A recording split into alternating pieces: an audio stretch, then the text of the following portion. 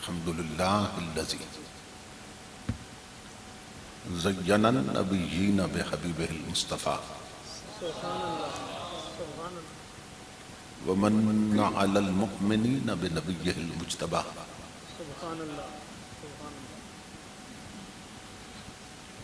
الصلاة والسلام على سيدنا ومولانا محمد خير الورى وعلى آله وأصحابه المتأدبين بالتقوى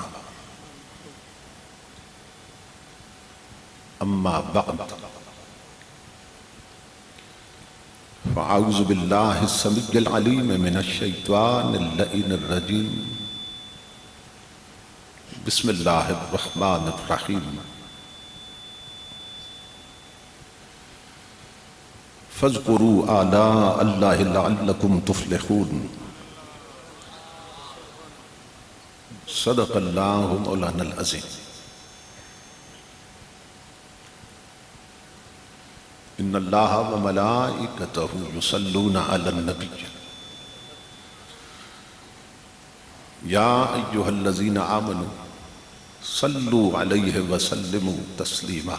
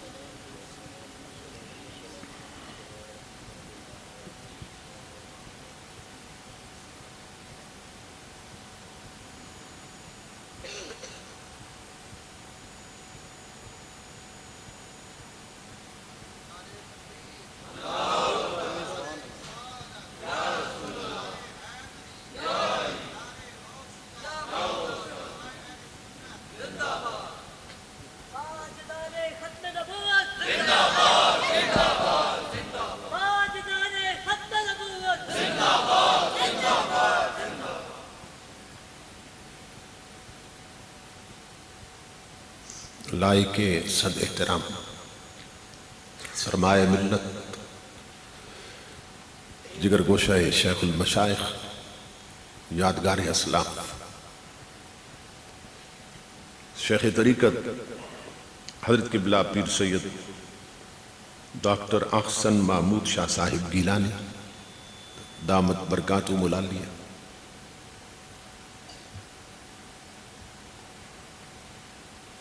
سرمایہ ملت محترم المقام حضرت علامہ صاحبزادہ محمد جابر ماجد صاحب خطیب اسلام حضرت علامہ قاری علی اصغر صاحب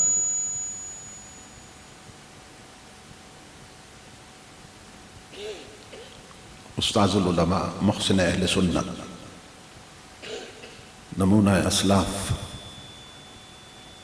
مخلصی فی اللہ حضرت علامہ زاہد یوسف صاحب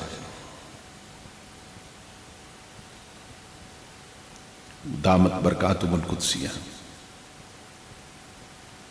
دیگر معزز مشائخ و علماء کرام اور معظم خواتین و حضرات، اللہ رب العزت کا لاکھ لاکھ شکر ہے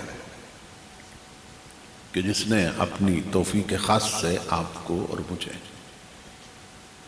آج کی اس عظیم الشان اور کثیر البرکات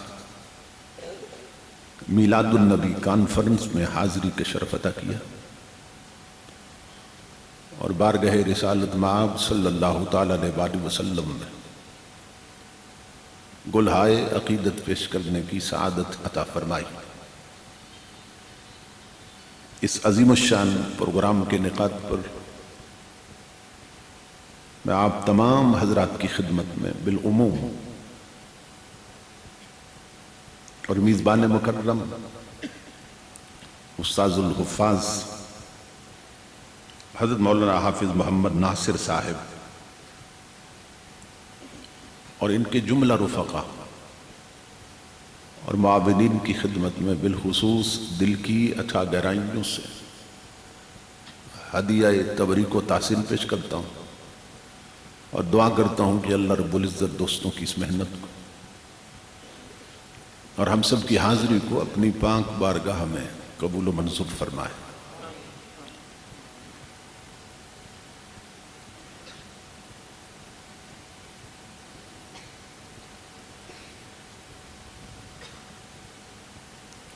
مجوزہ عنوان پر گفتگو کے لیے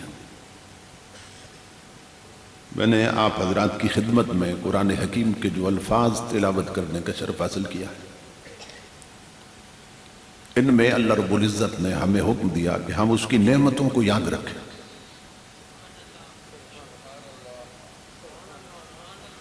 اس کی نعمتوں کا ذکر کریں، اس کی نعمتوں کی باتیں کریں۔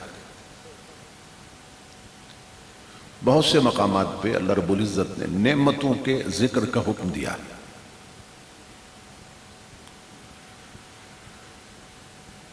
اور پھر ساتھ ہی اس نتیجے کو بیان کیا ہے کہ جو انہیں نصیب ہوتا ہے وہ اس کی نعمتوں کو یاد رکھتے ہیں اور اس کی نعمتوں کا ذکر کرتے ہیں۔ کہیں فرمایا اذکروا نعمتی التی انعمت علیکم، میری اس نعمت کو یاد کرو جو میں نے تم پہ کی ہے۔ اور کہیں فرمایا وَأَمَّا بِنِعْمَتِ رَبِّكَ فَحَدِّثْ، اپنے رب کی نعمت کا چرچا کرو۔ کہیں ذکر نعمت کا حکم دیا اور کہیں تحدیث نعمت کا حکم دیا۔ نعمتوں کو یاد رکھنا، نعمتوں کا ذکر کرنا، نعمتوں کی باتیں کرنا اللہ رب العزت کو اتنا پسند ہے کہ ایک حدیث پاک میں ہے، نبی اکرم صلی اللہ تعالیٰ علیہ وآلہ وسلم فرماتے ہیں کہ ان اللہ یحب ان یرا اثر نعمتہ علی عبدہ، اور اس کو یوں بھی پڑھا گیا ان اللہ یحب ان یرا اثر نعمتہ علی عبدہ، کہ اللہ پاک اس بات کو پسند کرتا ہے اپنے بندے پر اپنی نعمتوں کا اثر دیکھے، یا اللہ پاک اس بات کو پسند کرتا ہے کہ اس پر اس کی نعمتوں کا اثر دیکھا جائے۔ اللہ نے جو نعمت جس کو عطا کی ہے، اللہ چاہتا ہے کہ وہ نعمت اس کی زندگی میں نظر آئے۔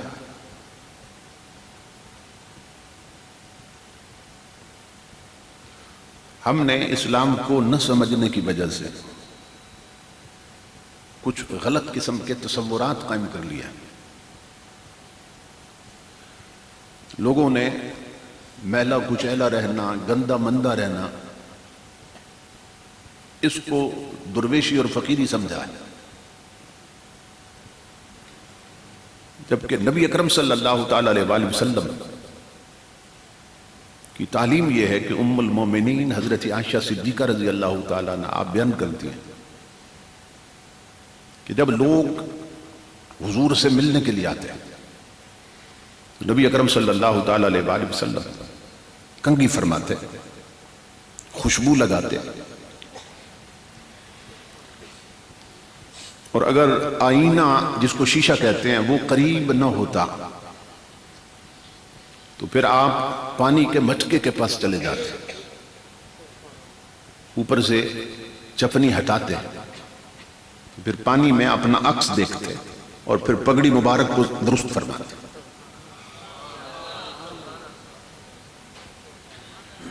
تو حضرت عائشہ صدیقہ نے عرض کی یا رسول اللہ صلی اللہ تعالیٰ علیہ وآلہ وسلم، آپ ایسا کیوں کرتے ہیں؟ لوگ ملنے آتے ہیں، خوشبو لگاتے ہیں، کنگھی کرتے ہیں، پگڑی مبارک سر پہ سجاتے ہیں، ایسا کیوں کرتے ہیں؟ تو امام الانبیاء نے جواب دیا کہ ان اللہ جمیل و یحب الجمال، کہ میرا رب حسین ہے اور حسن کو پسند کرتا ہے۔ اسلام ایک کمپلیٹ کوڈ آف لائف ہے، ایک مکمل ضابطہ ہے یہاں۔ تو جو جو نعمتیں اللہ نے دی ہیں نا، اللہ چاہتا ہے کہ ان نعمتوں کو سنوار کے رکھا جائے. اس نے دی ہی اس لیے ہیں کہ ان سے فائدہ اٹھایا جائے.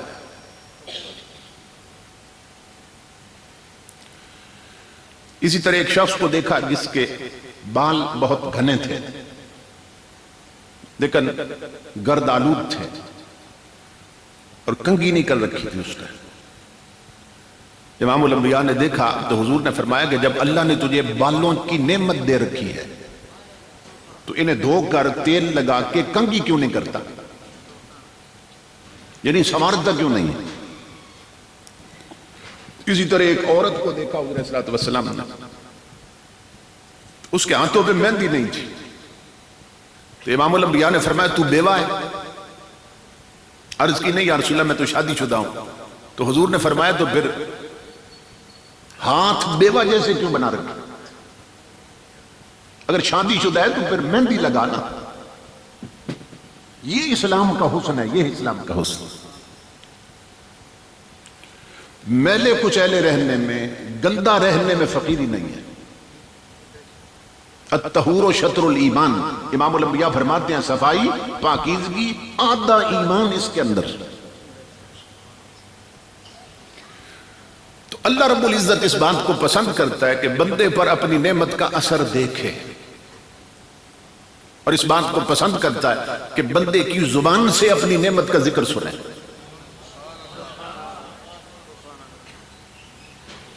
لیکن جو میں تربیتی بات عرض کرنے لگا ہوں وہ یہ ہے کہ نعمتیں کیا ہیں. زمین نعمت ہے، اولاد نعمت ہے، عہدہ نعمت ہے، کاروبار نعمت ہے، اچھے کپڑے نعمت ہیں، عورتوں کے لیے زیورات ایک نعمت ہے اگر جائز طریقے سے بنے اور ان کی زکوٰۃ دی جائے. یہ سب اللہ نے بنائی یہ چیزیں انسان کے برتنے کے لیے. تو یہ سب نعمتیں ہیں. تو ہم صبح و شام انہی کا ذکر تو کرتے ہیں. یہ توجہ طلب بات، ہماری اور بات ہی کوئی نہیں ہوتی، ہم انہی کی تو باتیں کرتے ہیں. شادی ہو یا مرنا ہو، مردوں میں بیٹھے یا عورتوں کو سنیں. کوئی پلاٹوں کی بات کر رہا ہوگا، کوئی جائیداد کی بات کر رہا ہوگا، کوئی اپنی اولاد کی بات کر رہا ہوگا، کوئی اولاد کے عہدوں کی بات کر رہا ہوگا، کوئی اپنے پھیلے ہوئے بزنس کی بات کر رہا ہوگا، کوئی عورت اپنے کپڑوں کی بات کر رہی ہوگی، کوئی اپنی جیولری کی بات کر رہی ہوگی. میرے زیورات اتنے ہیں، یہ انگوٹھی فلاں جگہ سے منگوائی ہے. یہ باتیں ہوتی ہیں کہ نہیں ہوتی؟ اس سے ہٹ کے تو بات ہی کوئی نہیں ہوتی.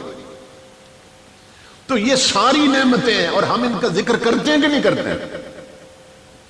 تو پھر اللہ کے اس حکم کی تعمیل ہو رہی ہے کہ اللہ فرما رہا ہے میری نعمتوں کا ذکر کرو.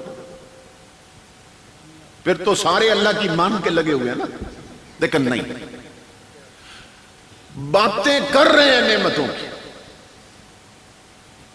لیکن گناہ لکھا جا رہا ہے، ثواب نہیں لکھا جا رہا. کیوں؟ اس لیے کہ انٹینشن اور نیت ٹھیک نہیں ہے. یہ ذہن میں رکھیے کہ جب نیت بدل جاتی ہے نا تو شریعت کا حکم بھی بدل جاتا ہے.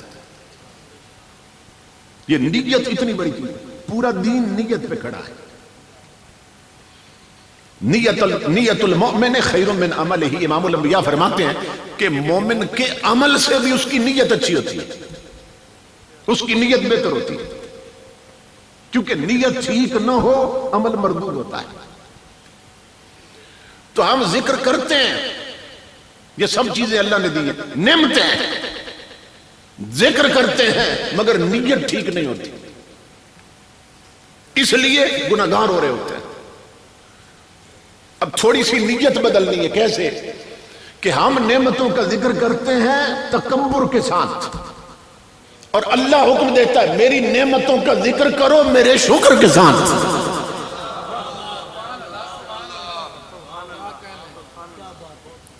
نعمتوں کا ذکر کرو میرے شکر کے ساتھ. تکبر کے ساتھ نہیں،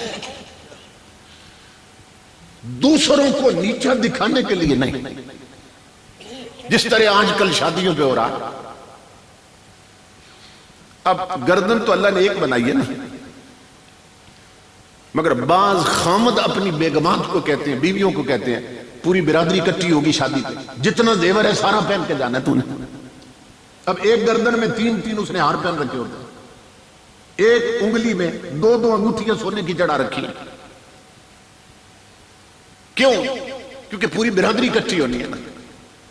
ایسے کپڑے پہنو، ایسا زیور پہنو کہ سب نیچے لگے، ہم سب سے اونچے نظر آئیں۔ لباس پہن کر لوگ اونچا بننا چاہتے ہیں، اور اسلام کیا کہتا ہے؟ اسلام کہتا ہے نہ قالینوں میں ہوتی ہے نہ دستاروں میں ہوتی ہے،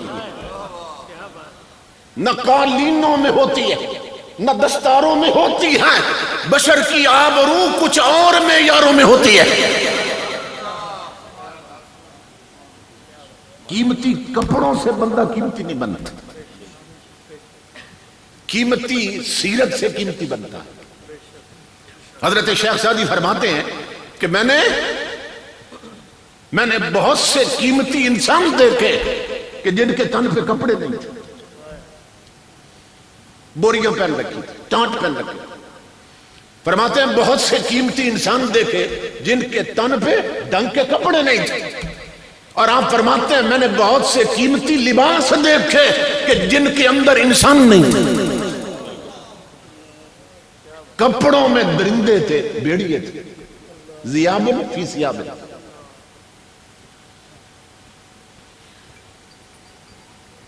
تو شادیوں پہ دوسروں کو نیچا دکھانے کے لیے اور خود اونچا نظر آنے کے لیے عورتیں اور مرد لباس پہنتے ہیں، کیونکہ نیت ٹھیک نہیں ہوتی۔ تو سزا کیا ملنی ہے؟ امام الانبیاء فرماتے ہیں من لبس ثوب شہرت البسہ اللہ ثوب الذل یوم القیامہ، کہ جس نے برادری میں، محلے میں، لوگوں میں شہرت کے لیے لباس پہنا کہ میرے کپڑے دیکھ کر، میرے زیور دیکھ کر دنیا باتیں کرے، ان کی آنکھیں کھل جائیں، امام الانبیاء فرماتے ہیں اس بد نصیب کو قیامت کے دن ساری دنیا کے سامنے ذلت کا لباس پہنایا جائے گا۔ تکبر کرنے والے لوگ حدیث پاک میں ہے کہ جب قبروں سے اٹھیں گے نا قیامت کے دن تو چیونٹیوں کی شکل میں ہوں گے۔ یہ دنیا میں تکبر کرتے تھے، اپنے جیسا کسی کو نہیں سمجھتے، چیونٹیوں کی شکل میں میدان قیامت میں آئے اور لوگ دیکھ کر ہی پہچان جائیں گے یہ تکبر کرنے والے لوگ، اور دنیا اپنے پاؤں تلے روند کے انہیں گزرے گی۔ کبر اور تکبر اتنی بڑی برائی ہے کہ حضور فرماتے ہیں کہ ایک ذرہ کے برابر بھی کسی میں ہونا اللہ نے اس پر جنت حرام کر دی۔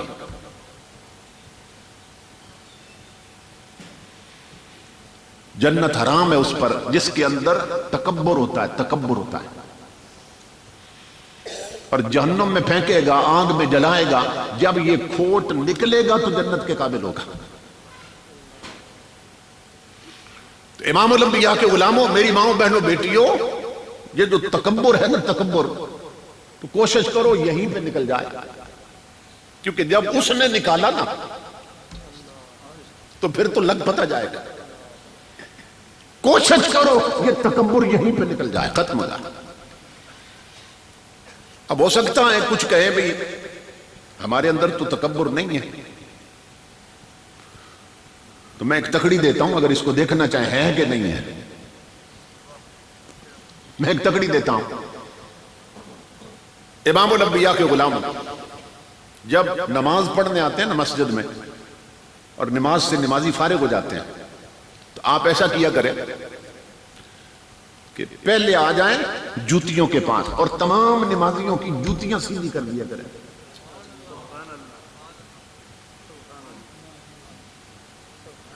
یہ کل تجربہ کر کے دیکھنا، میں دل کرتا ہے کہ یوں کروں،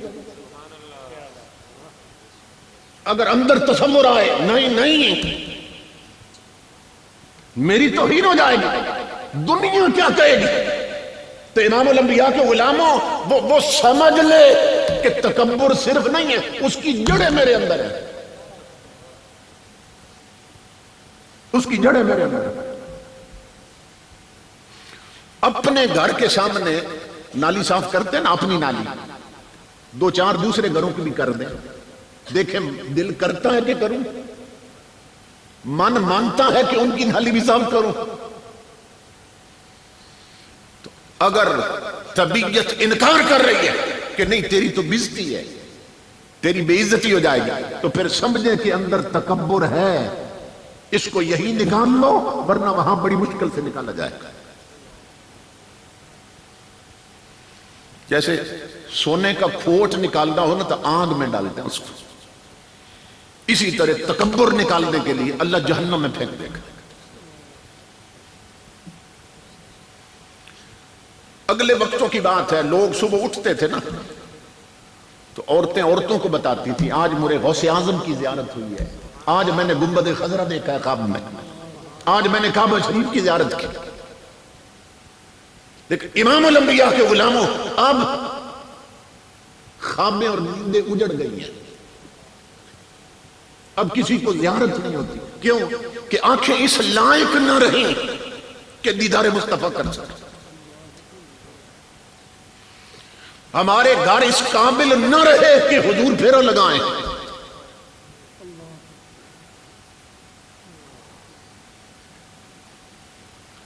جن گھروں میں ٹی وی پر گانے چلتے ہو نا، فلمیں چلتی ہوں، ڈرامے چلتے ہوں، جن گھروں کی بہو بیٹیاں ٹچ موبائلوں پر گانے سنیں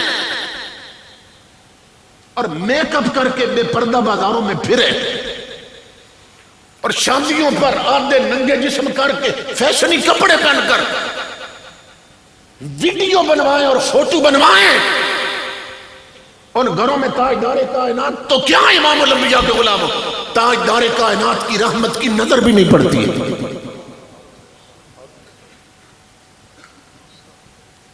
اپنی اصل منزل کی طرف آئی ہے، مائیں بہنیں بیٹیاں بیٹھی ہیں، جب اچھا وقت تھا نا، اچھا وقت تھا، گھروں میں مصلے آباد تھے، عورتوں کی آنکھوں میں شرم و حیا تھا، سروں پہ عزت اور غیرت کی چادریں تھیں، اور بہو بیٹیاں شریعت کے پردے میں رہتی تھیں۔ اس وقت صورتحال یہ تھی کہ ایک کتاب ہے دلائل الخیرات شریف،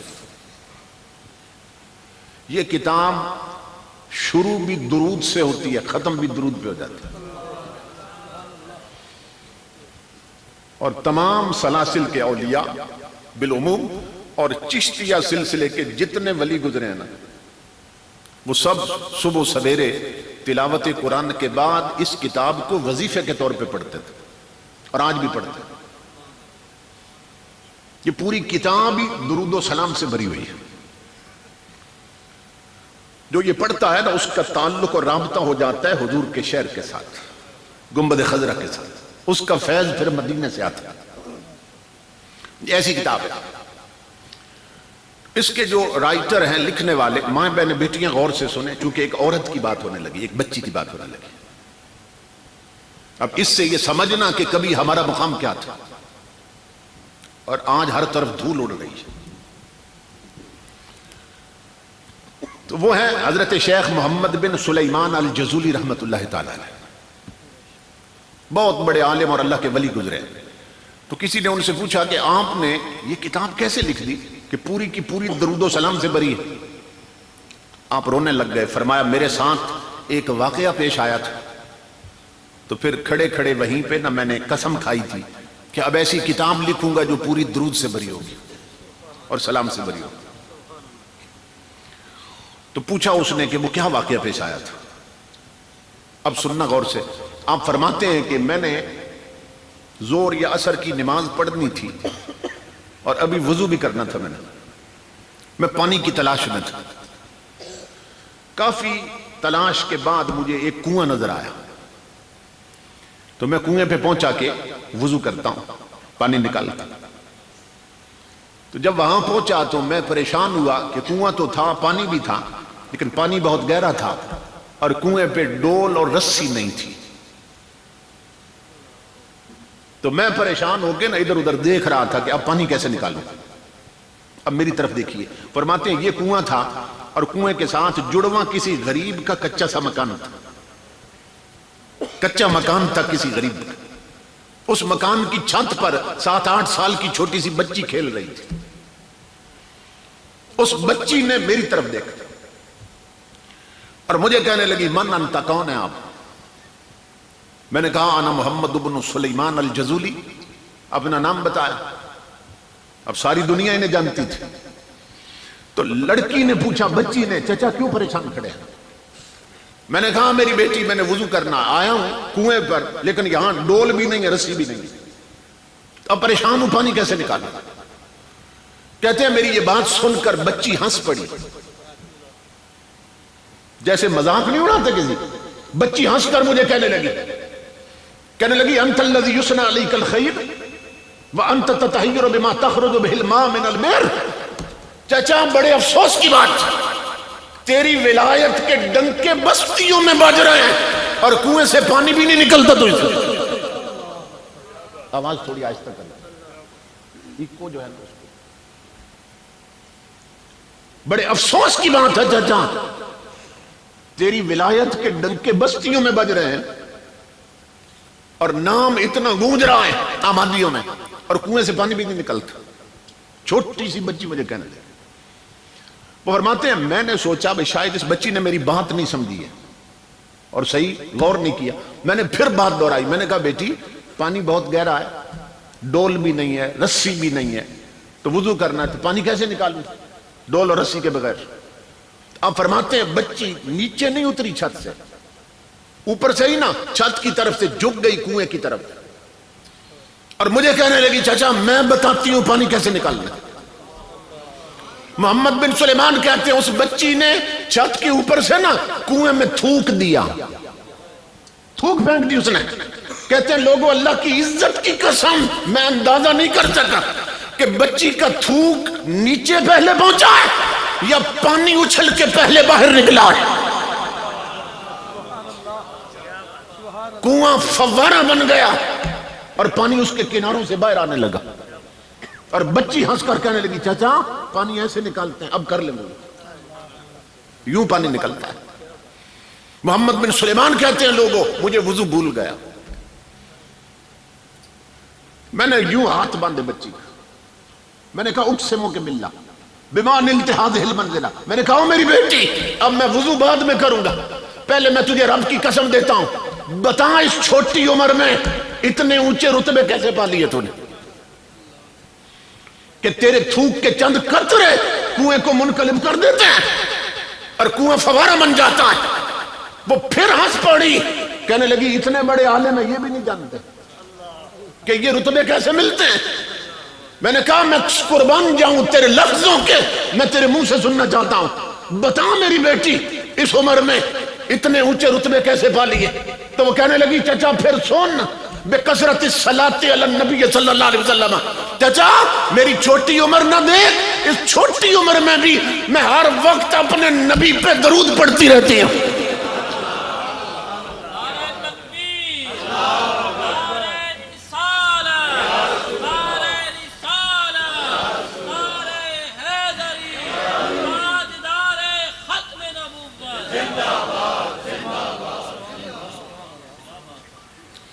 چچا میری چھوٹی عمر نہ دیکھ, اس چھوٹی عمر میں بھی میں ہر وقت اپنے نبی پہ درود و سلام پڑھتی رہتی ہوں. میں سہیلیوں میں کھیلتی بھی ہوں تو حضور پہ درود پڑھتی رہتی ہوں, میں کھانا بھی کھاؤں تو اپنے نبی پہ درود پڑھتی رہتی. اور چچا جو زبان ہر وقت مدینے والے پہ درود پڑھتی رہے اس میں یہ تاثیریں آ ہی جاتی ہیں. اب کر لیں وضو. وہ کہتے ہیں میں جب پانی کی طرف جھکا نا, کنارے سے باہر پانی جا رہا تھا, اس نے پھر مجھے آواز دی. کہتے ہیں بچی بولتی تھی تو منہ سے پھول جھڑتے تھے, اتنی فصیح و بلیغ بچی تھی, اتنی فصاحت و بلاغت والی بچی تھی. تو کہنے لگی چچا جانتے ہیں وہ کون ہے کہ جن پر درود پڑھ کے یہ رتبے ملتے ہیں؟ میں نے پھر اس کی طرف دیکھا, میں نے کہا میں جانتا تو ہوں لیکن لگتا ہے پہچانتی تو زیادہ انہیں. میں بیٹی تیرے منہ سے سننا چاہتا ہوں، بتا وہ کون ہے؟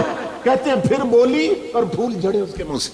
کہنے لگی چچا وہ ہیں اذا مشا فی البر الاکفر تعلقت الوحوش باذیالہ، وہ اتنے کریم ہیں جنگل میں بھی چلے جائیں نا تو وحشی درندے جھاڑیاں چھوڑ کر اس کی کالی کملی سے لپٹ جاتے ہیں. اتنے کریم نبی. میری ماں بہنوں بیٹیوں، کبھی تمہارے گھروں کی 7 سال کی بیٹیوں کا مقام یہ تھا. آج بوڑھی عورتوں کا حال یہ ہے کہ بد نصیب ٹی وی پر ڈرامہ نہیں چھوڑتی، رب کے سجدے چھوڑ دیتی ہیں. آج ہماری بہو بیٹیاں ٹچ موبائلوں پر انڈیا کے گانے نہیں چھوڑتی، نمازیں چھوڑ دیتی ہیں. آج ہمارے جوان جمعے کے دن کرکٹ میچ نہیں چھوڑتے، جمعہ چھوڑ دیتے ہیں. آج بوڑھے بوڑھے لوگ اڈوں اور ہوٹلوں پہ تاش کی بازی نہیں چھوڑتے، حقے کا کاش نہیں چھوڑتے، رب کے سجدے چھوڑ دیتے ہیں. آج ہمارے اندر ایسی بچیاں کہاں سے پیدا ہوں، ایسی نسلیں کہاں سے آئیں؟ انجام غلامی کیا کہیے، بربادی سی بربادی ہے. جو درس ہے بتہا نے دیا وہ درس پڑھانا بھول گئے. عبرت کا مرکہ یہ پستی اور قابل حیرت یہ مستی. اوروں کو جگانا یاد رہا، خود ہوش میں آنا بھول گئے. اس لیے میری ماں بہنوں بیٹیوں، تمہاری جگہ بازار نہیں ہے، تم مصطفیٰ کے مصلی پہ سجتی ہو. تمہارے ہاتھ میں رومانٹک ناول نہیں ہونے چاہیے، تمہارے ہاتھوں میں ٹچ موبائل نہیں ہونے چاہیے. سیرت عائشہ صدیقہ اور سیرت فاطمہ کی کتابیں چاہیے. تمہارے سامنے ہر وقت رسول کا قرآن کھلا ہونا چاہیے. بھائیو، اپنی بہنوں کو ٹچ موبائل نہ دو. اگر خدا توفیق دے تو یہ درود کی کتاب پیش کرو اپنی بہنوں کو. خامدو اپنی بیویوں کو رومانٹک ناول نہ دو. خدا توفیق دے تو دلال الخیرات پیش کرو نا. گھر گھر سے جب یہ درود کی صدا گونجے گی نا تو ہر گھر میں مدینے سے خیرات آئے گی. ان جلسوں کا مقصد یہ ہے زندگی بدل لو. 4 دن کی زندگی ہے، آنکھ بند ہونے والی، اور ہر کوئی موت کی وادی میں اترنے والا ہے. آبادی سے اٹھائیں گے، ویرانے میں پھینکائیں گے. ہمارے پاس تو ہے کچھ نہیں. جنہیں فکر ہوتی ہے نا قبر اور قیامت سنوارنے کی، ان کا حال یہ ہوتا ہے کہ ہارون الرشید اتنا بڑا بادشاہ گزرا ہے کہ انگریز ہسٹورین بھی لکھتے ہیں کہ سورج چڑھتا بھی اس کی سلطنت میں تھا اور ڈوبتا بھی اس کی سلطنت میں تھا. اتنی بڑی زمین پہ حکومت تھی اس کی. جب بادشاہ اتنا بڑا ہو تو اس کی بیگم کے تو بڑے نخرے ہونے چاہیے نا. آج تو تھانے دار کی بیوی کے نخرے نہیں سنبھالے جاتے. وہ اتنی بڑی سلطنت کا حکمران ہے، پھر اس کی بیوی کے نخرے تو بہت ہونے چاہیے. نہیں، اللہ کی بندی تھی، حضور کی سچی غلام تھی. جو اس کو جیب خرچ ملتا تھا نا، اس کی بیوی ملکہ زبیدہ نے 300 لونڈیاں خریدی تھی. سننا غور سے، اتنے بڑے بادشاہ کی بیگم ہے مگر قبر سنوارتی ہے، قیامت سنوارتی ہے. 300 لونڈیاں خریدی ہیں. اور امام الانبیاء کے غلاموں اور میری ماں بہنوں بیٹیوں، ہر لونڈی حافظ قرآن تھی. جو حافظ نہ ہوتی وہ لونڈی نہیں خریدتی تھی. ہر لونڈی قرآن کی حافظہ تھی. جب 300 لونڈیاں اکٹھی کر لی اس نے، سب کو بٹھایا اس نے. انہیں کہا میری بہنوں، میں نے تمہیں کیوں خریدا بتاتی ہوں. تم ہو 300، میں اپنے محل میں تمہیں ٹھہراؤں گی. جیسے کپڑے میں پہنوں گی تمہیں پہناؤں گی، جو میں کھاؤں گی تمہیں کھلاؤں گی، جو میں پیوں گی تمہیں پلاؤں گی. تم میرے ساتھ رہو گی لیکن اپنا وقت تقسیم کر لو. ڈیوٹی تمہاری صرف اتنی ہے. ہر چیز دوں گی تمہیں، وقت تقسیم کر لو. تم ہو 300 حافظ قرآن، اور دن میں 24 گھنٹے ہوتے ہیں، دن اور رات میں. اپنا ٹائم ٹیبل بنا لو. ملکہ زبیدہ کہنے لگی میری طلب یہ ہے کہ میرے اس محل میں 24 گھنٹوں میں 1 منٹ بھی ایسا نہ گزرے جب رب کے قرآن کی تلاوت نہ ہو رہی ہو.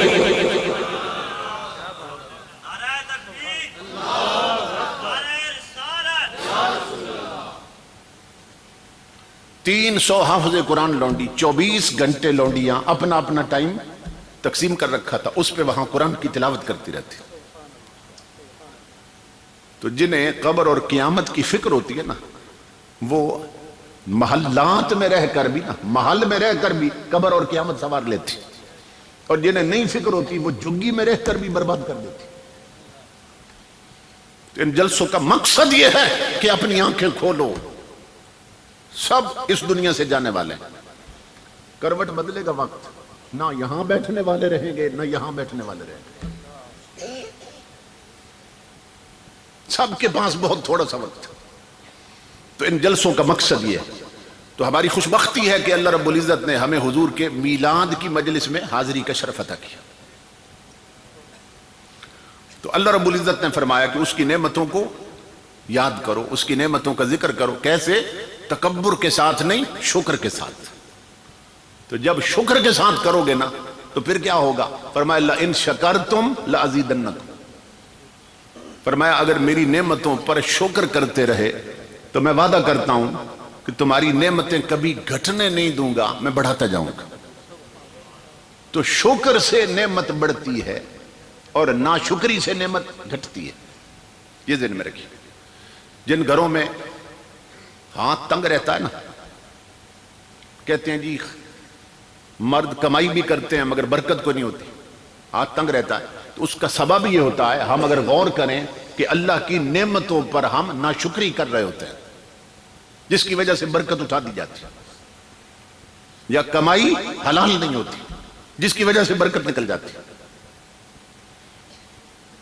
تو اللہ رب العزت فرماتا ہے کہ تم اگر شکر کے راستے پہ چلے، میری نعمتوں پر ناشکری نہ کی، شکر کیا، تو میں وعدہ کرتا ہوں ضرور بالضرور تمہاری نعمتیں بڑھا دوں گا، کبھی گھٹنے نہیں دوں گا۔ لیکن اب ہماری اکثریت کا حال یہ ہے کہ وہ یہ بھی نہیں جانتی کہ اللہ کے شکر کا طریقہ کیا ہے۔ پڑھے لکھے لوگ بھی نہیں جانتے کہ اللہ کا شکر کیسے کرنا ہے۔ ہمارے ذہن میں یہ ہے کہ پیٹ بھر کے کھا لیا نا، جب ڈکار آئی تو کہہ دیا الحمدللہ، نہ نماز پڑھی نہ روزہ رکھا، نہ تلاوت کی، نہ گانے چھوڑے نہ فلمیں چھوڑے، بس ڈکار آئی ہے تو کہہ دیا الحمدللہ، بس شکر ادا ہو گیا۔ ایک درجے میں یہ بھی غنیمت۔ لیکن وہ شکر جس پر نعمت بڑھتی ہے وہ کون سا شکر ہے؟ یہ آج اگر آپ نے سیکھ لیا نا میری تقریر میں شکر کا طریقہ کیا ہے، تو میں سمجھوں گا میرا آنا ٹھکانے لگا۔ صرف اگر شکر کا طریقہ یاد رہا۔ اللہ کا وعدہ ہے، یہ سیاستدان کا وعدہ نہیں، رحمان کا وعدہ ہے۔ اللہ فرماتا ہے یہ میرا وعدہ ہے، تمہیں بھوک ہوگی تو رزق دوں گا، خوف آئے گا تو امن دوں گا، لیکن کرنا کیا ہے؟ میرا شکر کرنا ہے۔ اور شکر کا طریقہ کیا ہے؟ کہ جو جو نعمتیں اللہ نے ہمیں دی ہیں نا، میں پھر دوہرا رہا ہوں، جو جو نعمتیں اللہ نے ہمیں دی ہیں ان نعمتوں سے اللہ کی نافرمانی چھوڑ دو، یہی اس کا شکر ہے۔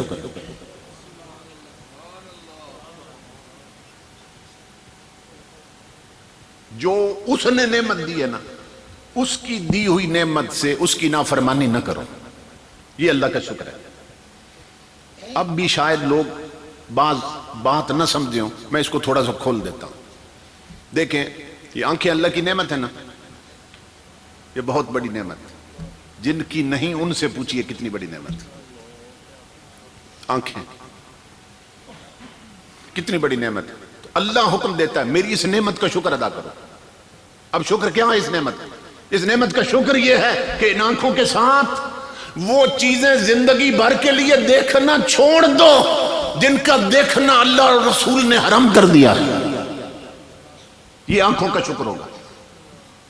کان نعمت ہیں، اللہ فرماتے شکر ادا کرو۔ کیا مطلب؟ ان کانوں کے ساتھ زندگی بھر کے لیے وہ باتیں سننا چھوڑ دو کہ جن کا سننا اللہ رسول نے حرام کر دیا۔ کیا سننا؟ گانے سننا حرام، مرثیے سننا حرام، نوحے سننا اور پڑھنا حرام، چغلی اور غیبت کرنا اور سننا حرام۔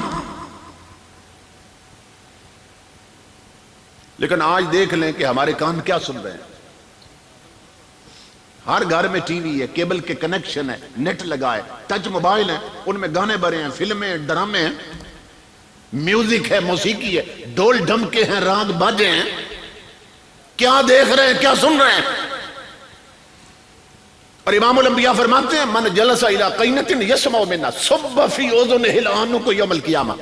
امام الانبیاء فرماتے ہیں جس نے کسی گانے والی کا گانا سنا، اس کی کیسٹ لگا کے سنا، اس کی ریکارڈنگ کر کے سنا، یا ٹی وی میں سنا، یا اس کی اڈے پہ جا کے سنا، یا اسے اپنی شادی پہ بلا کے سنا، کیونکہ اصل جرم ہے سننا. تمہارے میرے نبی فرماتے ہیں جس نے گانے والی کا گانا سنا، قیامت کے دن جہنم کی آگ میں سیسا پگھلا کر اس کے دونوں کان بھر دیے جائیں گے. آج دیکھیں ہماری عورتیں، ہمارے مرد، ہمارے بچے کیا سن رہے ہیں. ہوٹلوں پہ جاؤ تو فلمیں اور گانے لگے، ٹرک گزرے تو اس میں سے گانوں کی آواز آتی ہے، سزوکی گزرے تو گانے لگے، رکشے میں بیٹھے تو گانے چل رہے ہیں، بڑی بڑی کوچوں میں گانے نہیں ہیں، فلمیں لگی ہیں. اور ہماری کسی کی شادی اس وقت تک مکمل نہیں ہوتی کہ جب تک شادی سے 10 دن 20 دن 15 دن پہلے ڈیک لگا کے گانے نہ چلائے جائیں. اور بعض گھروں کی بیٹیاں ہی خود ڈھولکی بجاتی ہیں، گانے گاتی ہیں. اور تمہارے میرے نبی فرماتے ہیں کہ یہ جو گانے ہیں، گانے یہ سننے والی کام جہنم میں پھینک کر اس کے دونوں کان پگھلائے ہوئے سیسے سے بھر دیے جائیں گے.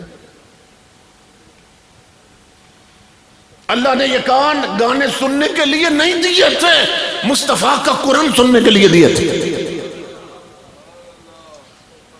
یہ مزدور لوگ ہیں، رکشے والے، ٹرکوں والے، سزوکیوں والے، بسوں والے، مزدوری کرتے ہیں نا. بسیں تو مالکوں کی ہے، ٹرک مالکوں کی، یہ مزدور لوگ ہیں. صبح نکلتے ہیں گھر سے اپنا رزق کمانے کے لیے، اور امام الانبیاء کے غلاموں سارا دن اوپر گانے چلتے ہیں اور سنتے ہیں، اور سواریوں کو بھی سناتے ہیں. تو ہوتا کیا ہے، شام پلٹ کے گھر آتے ہیں نا تو بد نصیب لوگ اتنا رزق کما کے نہیں لاتے جتنی رب اور رسول کی لعنتیں کما لاتے ہیں. گھر میں برکت کہاں سے آئے گی؟ پہلے وقتوں میں جو لوگ تھے نا، زمیندار لوگ، جب ان کا ارادہ ہوتا کہ اب زمین میں ہل چلانا ہے، پھر بیج بونا ہے اور فصل اگانی ہے اناج کے لیے، تو وہ وضو کر کے جاتے تھے ہل چلانے کے لیے. بسم اللہ پڑھ کے نا زمین میں قدم رکھتے تھے، بسم اللہ پڑھ کے بیلوں کو لاتے تھے کھول کے، اور ہر پھیرے پر درود پڑھتے ہوئے، کبھی سورہ یاسین کبھی سورہ واقعہ پڑھتے ہوئے اپنے اس کام کو مکمل کرتے تھے. تو ہوتا کیا تھا کہ ہر دانے پر نہ اللہ کی رحمت اترتی تھی. پھر وہ اناج ہوتا تو گھر لانے سے پہلے اس کا عشر دیتے، جو اس کی زکوٰۃ وہ نکالتے. تو امام الانبیاء کے غلاموں، علماء اولیاء لکھتے ہیں کہ ایسے لوگوں کے گھر کی روٹی اگر مریض کھاتے تو شفا مل جاتی، اتنی برکت ہوتی. اور آج کیا ہے، بڑے بڑے زمیندار لوگ، وہ ہل تو ختم ہو گئے نا، اللہ نے ٹریکٹر دیے، انہیں پیسہ دے دیا، ٹریکٹر آ گئے. آج زمیندار کا بیٹا ہل چلا رہا ہے اور ٹریکٹر پہ گانا چل رہا ہے. اس زمین سے رزق لینا ہے اور اوپر طوائف کا گانا چل رہا ہے، ہر دانے پر اس نے رب کی لعنت اتار لی ہے. ایسا اناج کھانے والے لوگ، ان کی نسلوں میں ڈسکو ڈانسر پیدا ہوتے ہیں، رب اور رسول کے عاشق پیدا نہیں ہوتے ہیں. بے نماز پیدا ہوتے ہیں، نمازی پیدا نہیں ہوتے. نافرمان پیدا ہوتے ہیں، ماں باپ کے مطیع اور خدام پیدا نہیں ہوتے، ایسا رزق کھانے کی وجہ سے. جو ہم نے اپنے رزق کو ہی خراب کر رکھا ہے. تو یہ چیزیں ہیں جو ہماری بربادی کا سبب بن رہی ہیں. تاجدار انبیاء کے غلاموں، نبی اکرم صلی اللہ تعالی علیہ وآلہ وسلم فرماتے ہیں کہ یہ جو زمیندار لوگ ہیں نا، یہ خواہ مخواہ جہنم چلے جائیں گے، خواہ مخواہ جہنم چلے جائیں گے. اگر یہ 5 وقت کی نماز پڑھیں اور جو اللہ اناج دیتا ہے، جو چیز دیتا ہے رزق، اس میں سے اس کا حصہ نکالتے رہیں، سال کے بعد 1 مہینے کے روزے رکھنے ہیں، 5 وقت کی نماز پڑھنی، امام الانبیاء فرماتے ہیں ان کے جنتی ہونے کی میں ضمانت دیتا ہوں. اتنی آسان جنت حضور نے رکھ دی. لیکن ہمارا حال کیا ہے کہ ہم مسجدیں ویران پڑی ہیں, دارے آباد ہیں, بازار آباد ہیں, رش دیکھ لو, ہر جگہ پہ رش ہے. کہتے ہیں بڑا رش ہو گیا. میں کہتا ہوں ایک جگہ ہے جہاں ابھی تک رش نہیں ہوا ہے, آؤ مسجدوں میں اور دیکھو کہ رش ہے, ایک صف بھی پوری نہیں ہوتی. اور مسجدیں ہر جگہ بنا دی گئی, اور میلاد اس نبی کا مناتے ہیں کہ جس نے اس دنیا میں آتے ہی سب سے پہلے اپنے رب کا سجدہ کیا تھا. تمہارے میرے نبی نے سب سے پہلے اس دنیا میں جو کام کیا تھا نا, وہ اپنے رب کا سجدہ تھا. حضور نے سجدہ کیا تھا آتی اللہ کو, تاکہ دنیا کو پتہ چل جائے کہ میں خدا کا بندہ ہوں, میں خدا نہیں ہوں, خدا کا بندہ ہوں. اور امام الانبیاء نے سجدہ کر کے بتا دیا کہ میں تمہارے جیسا نہیں ہوں, میں رب کا رسول ہوں. کیونکہ بچے پیدا ہوتے ہیں ناپاک ہوتے ہیں, اور اتنے ناپاک ہوتے ہیں ماں کو بھی ناپاک کر دیتے, مگر امام الانبیاء ایسے پاک تھے کہ آپ کی امی جان فرماتی ہیں میرا لال جو ہی پیدا ہوا آتے ہی سر سجدے میں رکھ دیے. علماء سے پوچھئے کہ ناپاکی کی حالت میں اللہ کو سجدہ کرنا جائز ہے یا حرام؟ حرام. ناپاکی کی حالت میں سجدہ کرنا حرام, اور تمہارا میرا نبی پیدا ہوتے ہی اپنے رب کو سجدہ کر رہا ہے. تو امام الانبیاء بتا رہے ہیں کہ میری پیدائش کو اپنے جیسا نہ سمجھو, اور تم اور ہو میں اور ہوں. تم پیدا ہوئے تو تم نے ماں کو بھی ناپاک کر دیا تھا, جس کپڑے پہ دائی نے رکھا وہ کپڑا ناپاک ہو گیا تھا. لیکن سنو, محمد عربی جب اس دنیا میں تشریف لائے, زمین پہ کملی والے کا پہلا قدم لگا, خدا نے پوری زمین کو مسجد بنا دیا.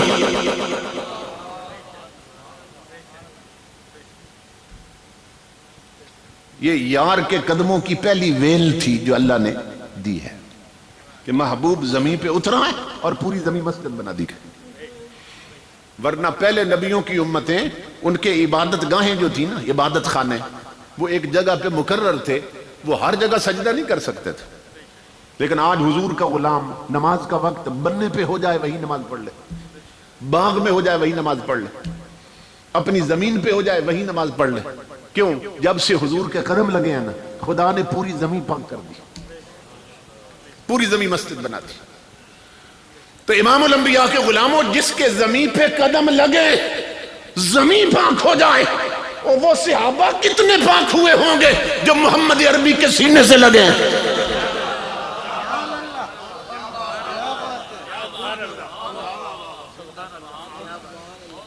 جس کے قدموں کی برکت یہ ہے کہ پوری زمین پاک ہو جائے, اور اس کے سینے کی برکت کیا ہوگی کہ اصحاب رسول اس سینے سے لگے ہیں, کیا مقام بنا ہوگا ان کا. اس لیے ہمارا عقیدہ ہے ہر صحابی نبی, ہر صحابی نبی. ہاں, اٹھتے بیٹھتے اس نعرے کو یاد کرو, لگایا کرو. تو امام الانبیاء جب تشریف لائے تو سر سجدے میں تھا, سر سجدے میں تھا حضور صلی اللہ علیہ وسلم. آپ فرماتی ہیں حضرت آمنہ, میں حیران ہوئی کہ عمر بچوں والی ہے لیکن کام نبیوں والا دکھا رہا ہے. آتے ہی سر سجدے میں. فرماتی ہے فعد نہیں تو اذن اندہا, میں نے کان قریب کیے کہ سنو تو صحیح کیا کہتے ہیں. کہتے ہیں سمعت وہو یقول, کہتی ہیں میں نے سنا حضور فرما رہے تھے سجدے میں, ابھی پیدا ہوئے ہیں, اور فرما رہے تھے اللہم اغفر لامتی, مولا میری امت کے گناہوں کو معاف کر دے.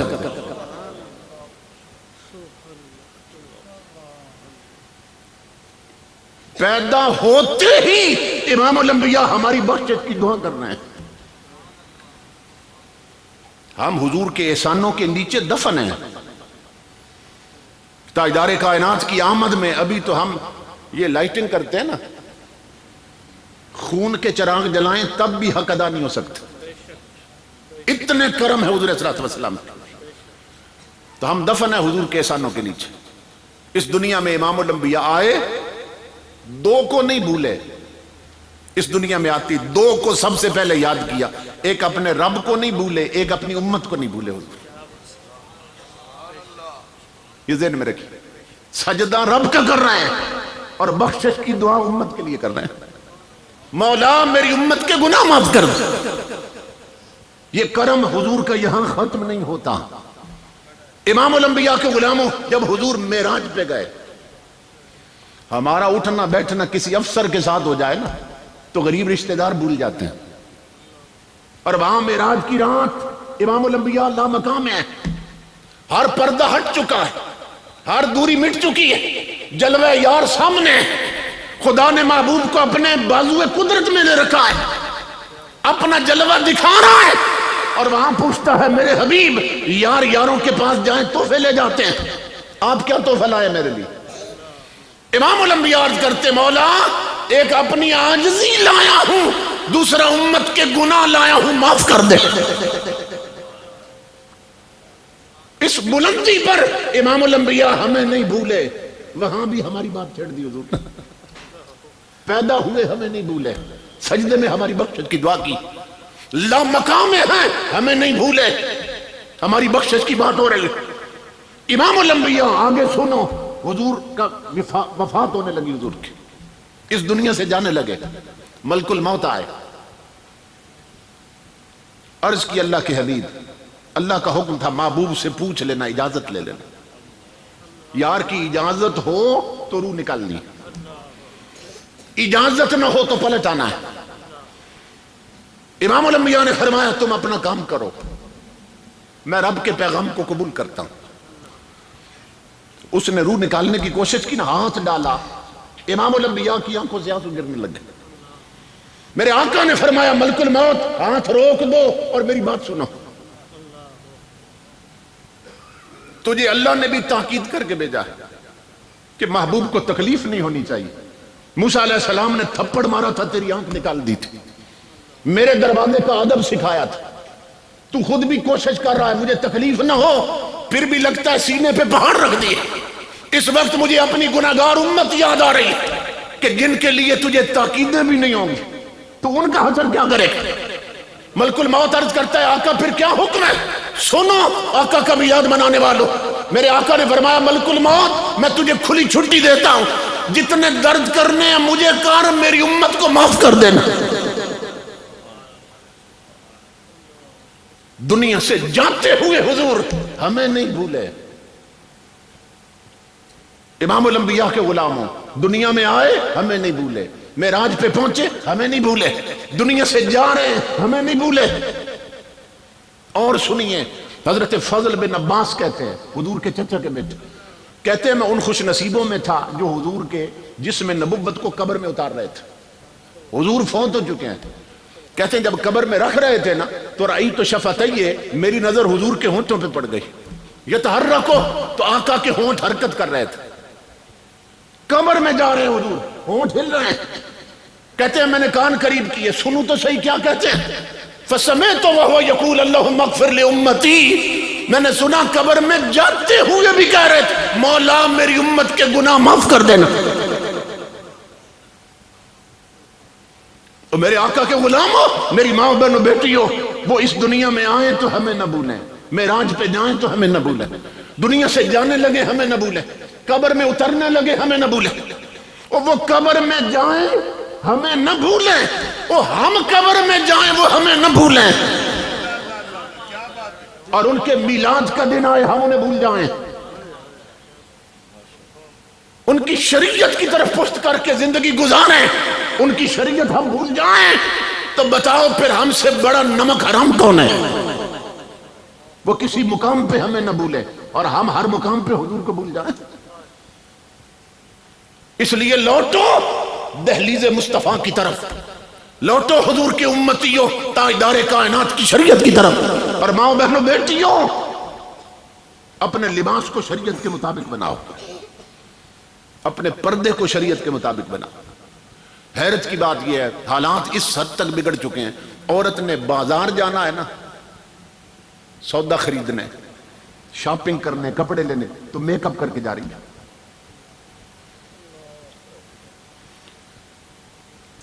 بیوی کو صرف خامد کے لیے اجازت ہے بناوٹ کر سکتی، اور کئی خامد بھی ایسے بغیرت ہیں وہ بیوی کو خود کہتے ہیں تیاری کرو بازار جانا ہے، اور اسے معلوم ہے کہ کیسے تیاری کرنی ہے اس نے، کہ پہلے تو کنگھی نہیں تھی کر رکھی تھی، اب بازار جانا ہے، اب کنگھی کر رہی، اب منہ دھو رہی، اب سرخی لگا رہی، اب سرما لگا رہی ہے۔ اس کی مت ماری ہوئی ہے اس مرد کی کہ بیوی میری تھی، کنگھی تو میرے لیے کرنی تھی، اس نے میرے سامنے تو کنگھی نہیں کر رکھی تھی، سرما میرے لیے لگانا تھا، میرے سامنے تو نہیں لگا رکھا تھا، اب میں نے بازار کا کہا تو اب میک اپ کر رہی ہے۔ تو وہ نہیں سوچتا کہ بیوی میری ہو کر بن سنور کے کس کس کو دکھانے جا رہی ہے، کہ لائق توجہ بات۔ دل کے پپولے جل اٹھے سینے کے داغ سے، اس گھر کو آگ لگ گئی گھر کے چراغ سے۔ آج بازار دیکھو نا تو ایسے لگتا ہے یہ بنے ہی عورتوں کے لیے، اور تمہارے میرے نبی نے خبر دی تھی، پوچھا صحابہ نے آقا دنیا میں سب سے بری جگہ کون سی ہے؟ امام الانبیاء نے فرمایا بازار سب سے بری جگہ ہے۔ اور صحابہ نے پوچھا یا رسول اللہ سب سے اچھی جگہ کون سی ہے زمین پر؟ فرمایا مسجدیں سب سے اچھی جگہ ہے۔ تو اگر ہم اپنے نبی سے سچی محبت کرتے ہیں تو پھر چاہیے تو یہ تھا نا، جس جگہ کو حضور نے فرمایا سب سے بری ہے ادھر تو منہ بھی کوئی نہ کرتا، اور جو سب سے اچھی ہے وہاں تل دھرنے کو بھی جگہ نہ ہوتی، لیکن جو سب سے اچھی ہے وہ ویران پڑی ہے، جو سب سے بری ہے وہ آباد پڑی ہے۔ کتنے دور ہو گئے ہم حضور کی شریعت سے۔ میرے آقا کے غلاموں، یہ 4 دن کی زندگی، ماں بہنوں بیٹیوں سنو، جو عورت دنیا میں پردے میں رہتی ہے کرنا کیا ہے؟ گھر سے نکلو، مجبوری ہے نکلنا، ضروری ہے اگر نکلنا تو پھر کیا کرو؟ ایک بڑی چادر بنا لو، سر سے پاؤں تک اس کی لپٹ میں نکلو، اتنی بڑی چادر ہو، برقع اگر نہیں پہن سکتی ہو چادر میں لپیٹ لو، اس کا پردہ کر لو، نکلو چادر کے پردے میں۔ یہ جو حضور نے چادر دی ہے نا اپنی امت کی عورتوں کو، اس میں اتنی طاقت ہے کہ یہ جہنم کی آگ کو بھی قریب نہیں آنے دیتی۔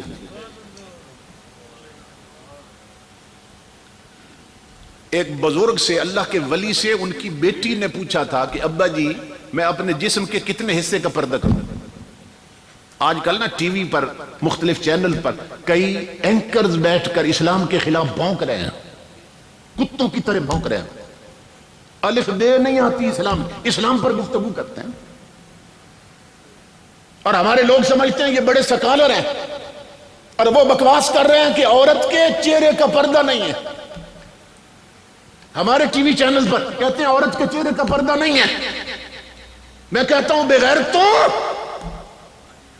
تم جب کسی کے ہاں رشتہ کرنا ہو نا، وہ کہتے ہیں بچی کی فوٹو بھیج دو، تو تم چہرہ نہ بھیجو، باقی پورے جسم کی فوٹو بھیج دو، قبول کریں گے؟ اوپر سے چہرہ کاٹ دو تصویر کا، باقی پورے جسم کی تصویر بھیج دو، جو کپڑے پہنے اس نے وہ بھیج دو باقی جسم کی، تو وہ قبول کریں گے؟ وہ کہیں گے جب تک چہرہ نہیں دیکھیں گے۔ اصل چیز ہی چہرہ ہے، اگر جس نے چہرہ نہیں چھپایا اس نے پھر پردہ کس کا کیا؟ ام المومنین حضرت عائشہ صدیقہ فرماتی ہیں، جو مومنوں کی ماں ہے، امام الانبیاء کے غلاموں، وہ فرماتی ہیں کہ میں جب جاتی نا حضور کے ساتھ سفر پر، بھی جنگل ہوتا، آبادی کوئی نہ ہوتی، حضور فرماتی عائشہ اب چہرے سے کپڑا ہٹا دو۔ جب آبادی نہ ہوتی، جنگل ہوتا، اور دور سے جب معلوم ہوتا کہ کوئی آ رہا ہے تو آپ فرماتی خمرت وجہی بجلبابی، میں اپنی چادر سے اپنے چہرے کا پردہ کرتی تھی۔ اور یہ ٹی وی چینل پر بھونک رہے ہیں کہ چہرے کا پردہ ہی کوئی نہیں ہے۔ شریعت تم نے زیادہ سمجھی ہے یا مومنوں کی مان ہے؟ وہ عائشہ صدیقہ جس کو کئی بار جبرائیل امین کے سلام آتے تھے، جب وہ پردہ کرتی ہیں تو کس کھیت کی مولی ہے؟ امام الانبیاء کے غلاموں، جو عورتیں پردہ کرتی ہیں اور اپنے جسم کو لپیٹ کے نکلتی ہیں، اللہ کی بارگاہ میں ان کی قیمت بڑھ جاتی ہے۔ اب دیکھو نا، آپ کسی بھی دکان پہ جائیں نا، ٹافیاں نہیں ہوتی، ٹافیاں دو قسم کی ہوتی ہیں. کچھ ایسی ہوتی ہیں جو ننگی پڑی ہوتی ہیں, کچھ ایسی ہوتی ہیں جن کے اوپر کور ہوتا ہے. جن پر کور ہوتا ہے نا وہ ٹافیاں مہنگی ہوتی ہیں, جو ننگی پڑی ہوتی ہیں وہ سستی ہوتی ہیں. لیکن جو ننگی ہوتی ہیں ان پر مکھی بھی بیٹھ جاتی ہے, گرد بھی پڑ جاتی ہے. جو ڈھکی ہوئی ہوتی ہیں نا, پردے میں ہوتی ہیں, ان پر مکھی بھی بیٹھے تو نقصان نہیں ہوتا, گرد بھی پڑے تو نقصان نہیں ہوتا. اسی طرح جو تاجدار کائنات کی شریعت کے پردے میں نکلتی ہے وہ جس طرح پاک جاتی ہے اسی طرح پاک واپس آتی ہے, اس کی قیمت بڑھ جاتی ہے. کیسے قیمت بڑھتی ہے؟ میں حدیث پاک عرض کرتا ہوں. امام الانبیاء فرماتے ہیں جب جنتی جنت میں چلے جائیں گے, مرد بھی عورتیں بھی, تو اللہ رب العزت ہر ہفتے کو جنت میں اعلان کروائے گا, مردوں کے لیے الگ, عورتوں کے لیے الگ. دیکھنا قیمت کیا لگنے والی ہے اس پردہ کرنے کی. اللہ رب العزت جنت میں اعلان کرائے گا, جنت کے مردوں, فرشتے اعلان کر رہے ہیں, جس نے خدا کا دیدار کرنا ہے فلاں جگہ پہ پہنچ جاؤ, خدا کا دیدار ہوگا وہاں پہ. وہ اپنے گھروں سے نکلیں گے, اپنے محلات سے نکلیں گے, اس جگہ جائیں گے تو خدا کا دیدار ہوگا. یہ مردوں کے لیے اعلان ہوگا. لیکن عورتوں کے لیے اللہ فرمائے گا اعلان کر دو, وہ جو دنیا میں شریعت کا پردہ کر کے نکلتی تھی, اللہ فرمائے گا آج بھی ہم انہیں گھروں سے نہیں نکلنے دیں گے, تکلیف ہی نہیں دیں گے.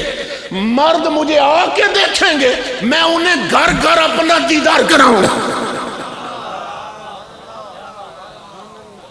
وہ اپنے گھروں میں ہوں گی اور وہیں پہ میرا دیدار کریں گے. آج ان کے پردے کی قیمت لگنے والی ہے. آج بھی ہم انہیں نہیں تکلیف دیں گے, گھروں میں بیٹھے بیٹھے خدا کا دیدار ہوگا. اور جنت میں سب سے بڑی نعمت خدا کا دیدار ہے. لیکن ہم ان چیزوں کو بھولے ہوئے ہیں. تو امام الانبیاء نے فرمایا کہ میری امت کی عورتوں سنو, حضور فرما رہے ہیں یا معاشر النساء, حضور نے فرمایا اے عورتوں تصدقنا, صدقہ ضرور دیا کرو, ولو من حلیکن, فرمایا صدقہ ضرور دیا کرو, زکوٰۃ ضرور دیا کرو, خیرات ضرور کیا کرو, خواہ تمہیں اپنے زیور سے بھی دینی پڑے دیا کرو. کیونکہ جہنم کی آگ اتنی سخت ہے, حضور فرماتے ہیں کہ تن پہ لگتی اور من تک بھون کے رکھ دیتی, آگ اتنی سخت. تطلع علی الافئدہ, اللہ رب العزت فرماتا. آج صورتحال یہ بن چکی ہے کہ خواتین اسلام شریعت سے بہت دور جا چکی. پنڈی میں ہمارا ایک مدرسہ, جہاں غریب یتیم بچیاں آ کے نا قرآن پاک پڑھتی تھی, تو میری اہلیہ انہیں پڑھاتی, تو وہ بتاتی ہیں کہ کئی مائیں نا اپنی ایم میں 5 بچیاں ساتھ لاتی ہیں اور بتاتی ہیں کہ اس بچی نے ایم میں کر لیا, 16 جماعتیں پاس کر لی ہیں, لیکن دین کے بارے میں اتنی جاہل ہوتی ہیں کہ انہیں یہ بھی معلوم نہیں ہوتا کہ جسم ناپاک ہو تو پاک کیسے کرنا. ماں باپ بڑے خوش ہیں, بچی بڑا پڑ گئی ہے, خاک پڑا اس نے, جسے جسم پاک کرنے کا طریقہ نہیں معلوم, اس نے خاک پڑا ہے. یہی سبب ہے امام الانبیاء کے غلاموں, ماں بیٹھتی ہے نا شادیوں میں جس کی 2-4 بیٹیاں پڑھ جاتی ہیں, وہ پوری برادری میں فخر سے بتاتی میری ساریاں پڑھی لکھی ہیں, کوئی بی اے بی ایڈ ہے, کوئی ایم ایس سی ہے, کوئی ایم اے پاس, وہ فخر سے بتاتی. لیکن اسے نہیں معلوم کہ یہ تیری پڑھی لکھی اتنی نااہل ہیں کہ تیرے مرنے کے بعد ایک بیٹی بھی اس قابل نہیں جو خود تیرے لیے ختم قرآن کر سکے. ایک بھی اس قابل نہیں, قرآن بھی ٹھیکے پر پڑھایا جائے. میں نے ایسے باپ مرے ہوئے دیکھے ہیں کہ جن کے بچے بڑے بڑے آفیسر تھے, لیکن حیرت کی بات ہے بچے منہ اٹھا کے وہاں کھڑے ہیں اور باپ کی میت کو غیر غسل دے رہے ہیں. ہمیں معلوم ہی نہیں ہے. ہو سکتا ہے تمہارے باپ نے زندگی بھر اپنے جسم کا کوئی عیب لوگوں سے چھپا کے رکھا ہو, اور تو نے باپ مرتے ہی غیروں کے ہاتھوں میں دے دیا. میری ماں بہنوں بیٹیوں یہ سنو, اور مردوں تم بھی سنو, یہ شریعت کا حکم ہے کہ عورت کی میت کو وہ غسل دے جو دیانتدار ہو، جو امانت دار ہو. یہ شریعت کا حکم ہے. اب سوال یہ پیدا ہوا کہ یہ امانت داری کی شرط شریعت نے کیوں لگائی ہے کہ غسل دیتے ہوئے اس نے کوئی میت کی جیب کاٹ لینی ہے؟ کیوں شرط لگائی؟ سنو اللہ کی رحمت دیکھیے. یہ شرط اس لیے لگائی ہے کہ غسل دیتے وقت اگر میت کے جسم پر کوئی عیب دیکھے نا تو پھر زندگی بھر کے لیے اس عیب کا امین بن جائے، اسے بیان نہ کرتا پھرے، نہ کرتی پھرے، زندگی بھر کے لیے اس کی امانت رکھے. قربان جائیں اللہ کی رحمت پر، وہ ہمارے مرنے کے بعد بھی وہ نہیں چاہتا ہمارے عیبوں سے پردہ ہٹے. اور ہم نے مرتے ہی اپنے والدین اور باپ اور ماں غیروں کے سپرد کر دی. تو کس درجے پہ ہم کھڑے؟ سیکھنا یہ تھا، ہم نے نیٹ سیکھ لیا، کیبل کیسے استعمال، اس کو فنکشن کیا، سارا کچھ ہم نے سیکھ لیا. ہم نے کمپیوٹر سیکھ لیا، ہم نے ٹچ موبائلوں کے سارے فنکشن سیکھ لیے، لیکن مری ہوئی ماں کو غسل کا طریقہ نہیں سیکھا، اپنا جسم ناپاک کو شریعت کا طریقہ نہیں سیکھا. تو پھر کیا سیکھا ہم نے؟ اور امام الانبیاء فرماتے ہیں طلب العلم فریضۃ علی کل مسلم، علم شریعت حاصل کرنا ہر مسلمان مرد و عورت پہ فرض ہے. لیکن ایمان سے بتائیں اس فرض کو کسی نے فرض سمجھا؟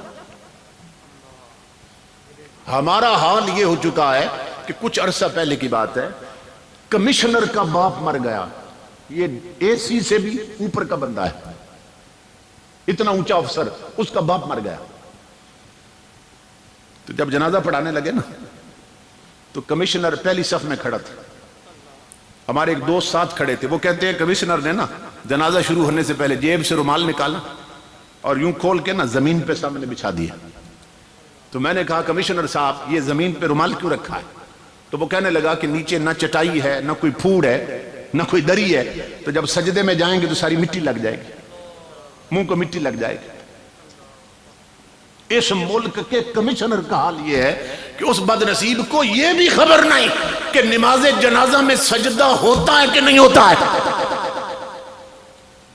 اور جس باپ کی میت پڑی ہے وہ ہو سکتا ہے شادیوں اور مرنے پر گردن تان کے دنیا کو بتاتا ہوں میں کمشنر کا باپ.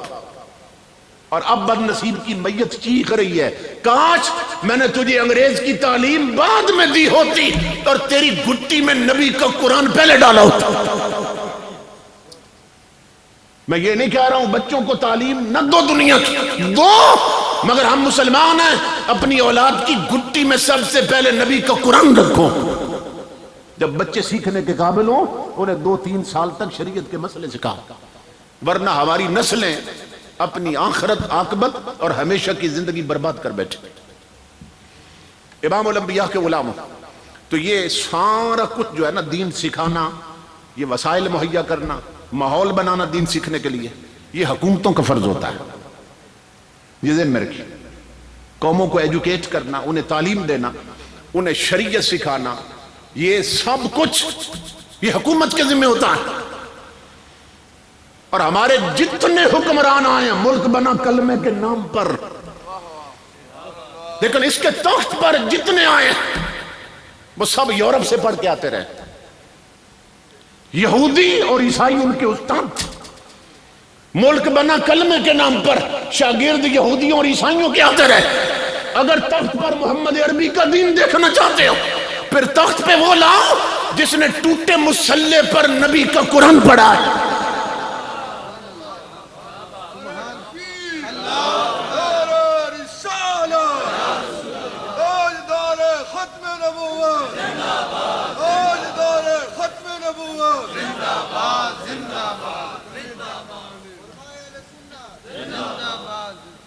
اس لیے کہ اس میں تو دو رائے ہیں نہیں نا.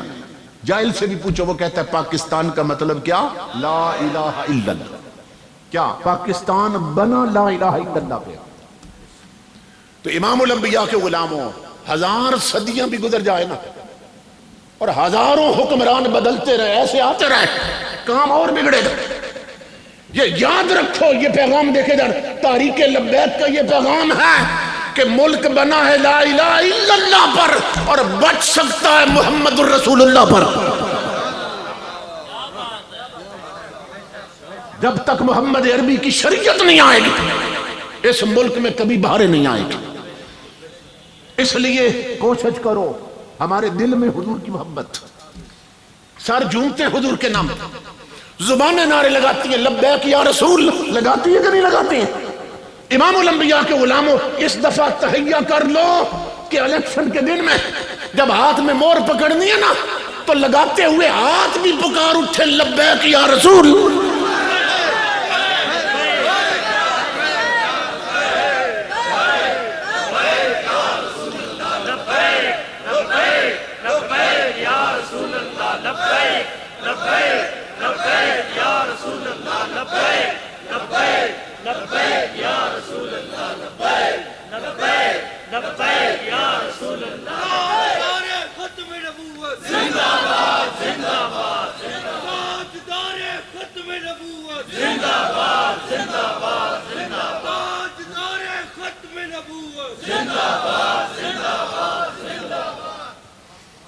جس ہستی نے یہ نعرہ دیا تھا، جس نے اپنے سینے کی آنکھ تقسیم کی تو کروڑوں جوانوں کے سینے عشق محمدی کی بھٹیاں بنا دی ہے.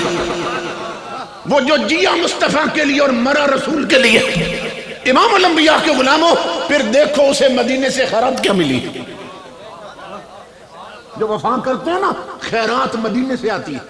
ان کی زندگی میں بھی اور آج بھی میں چیلنج کر رہا ہوں، اس وقت بھی کرتا رہا ہوں. میں نے ان تمام حکمرانوں سے کہا تھا اور ہر پارٹی کے لیڈر سے کہا تھا، میں نے کہا تھا اپنے سیکورٹی گارڈ ہٹا دو، اپنے پیرے ہٹا دو، تم بھی آ جاؤ میدان میں. میں امیر المجاہدین کا صرف جوتا لاتا ہوں، میں اس مرد مجاہد عاشق رسول کے پاؤں کا جوتا لاتا ہوں. تم آ جاؤ سارے، خود آؤ، میں ان کا جوتا لاتا ہوں. دنیا تماشا دیکھے گی. اللہ کی عزت کی قسم تم جوتوں میں ڈوب جاؤ گے، اس کا جوتا بھی پھولوں میں ڈوب جائے گا.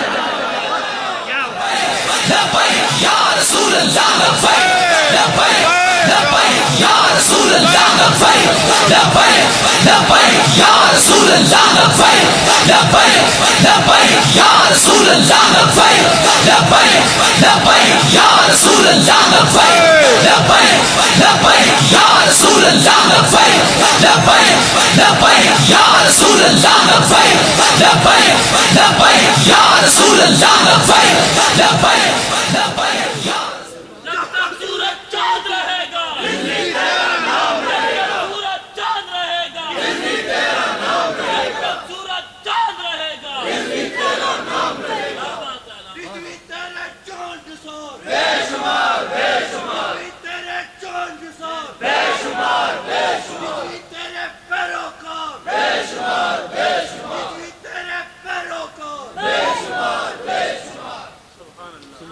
اس لیے میرے آقا کے غلاموں حضور کے در سے ایسے جڑ جاؤ، حضور کی شریعت سے ایسے جڑ جاؤ کہ دنیا کا کوئی خوف اور کوئی لالچ تمہیں حضور سے دور نہ کر سکے. زندگی گزرتی جا رہی ہے، کئی بار ہم غلط فیصلے کر چکے، غلط لوگوں کو لا چکے تخت پر. کبھی ہم نے تیر کو قوت دی، اس تیر نے ہمیں زخمی کیا. کبھی شیر کو قوت دی، اس درندے نے ہمیں پھاڑا. بلا لکھا ہو نا تو دور سے بلا نظر آتا ہے. بلا سر لی تو اس بلا نے کیا حشر کر دیا ہمارا. ایک بار تخت پر لاؤ محمد عربی کا دین، پھر دیکھو مدینے سے خیرات کیسے آتی ہے.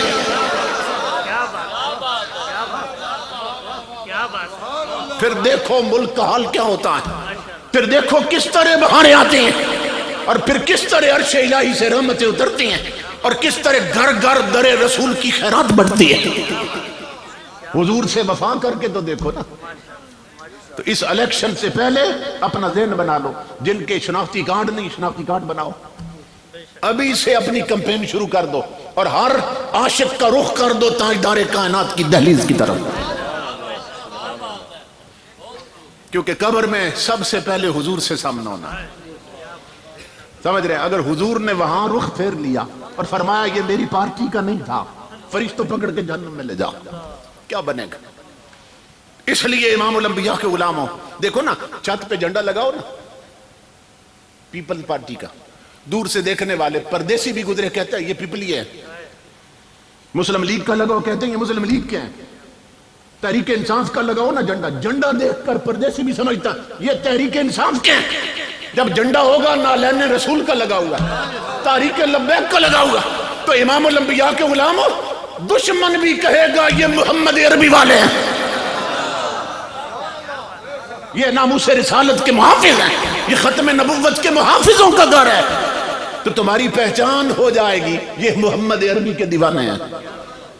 اس لیے میرا یہ پیغام ہے تجھ کو سنبھلنا تو ہے اب وقت، سنبھل جا اے بحر عمیق اپنے کناروں سے اچھل جا، غافل تجھے پا کر لے آئے ہیں پھر جال، تو باز ہے بلبل نہیں بستان سے نکل جا، تو باز ہے بلبل نہیں بستان سے نکل جا، باطل سے نہ ڈر جنگ کے میدان میں اتر جا، رکھ حق پہ نظر ماہ و سریا سے گزر جا، کی تجھ کو حسین ابن علی نے یہ وصیت کہ مرنا ہے تو ڈر موت سے، جینا ہے تو مر جا،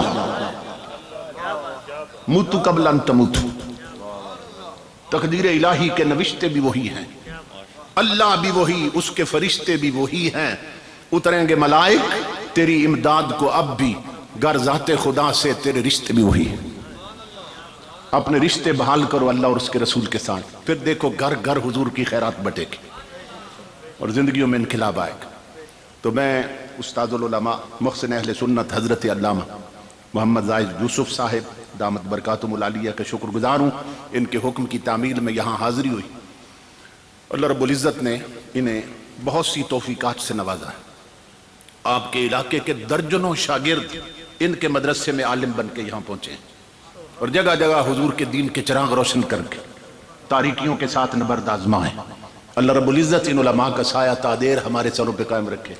میں اپنے عزیز بھائی استاذ القراء حضرت علامہ قاری امجد صاحب ان کا بھی شکر گزار ہوں، حضرت علامہ قاری ناصر محمود صاحب کا بھی شکر گزار ہوں، ان کے برادر اکبر علامہ علی اصغر صاحب ان کا بھی شکر گزار ہوں کہ جنہوں نے بڑی محبت سے نوازا، اور آپ کا بے حد ممنون شکر گزار ہوں کہ مائیں بہنیں بیٹیاں اور آپ سردی کے باوجود اس وقت تک اتنی محبت سے بیٹھے رہے۔ اللہ سب کا آنا قبول کرے۔ جو مائیں بہنیں بیٹیاں تشریف لائیں، اللہ انہیں دو جہان کی عزتیں، خوشیاں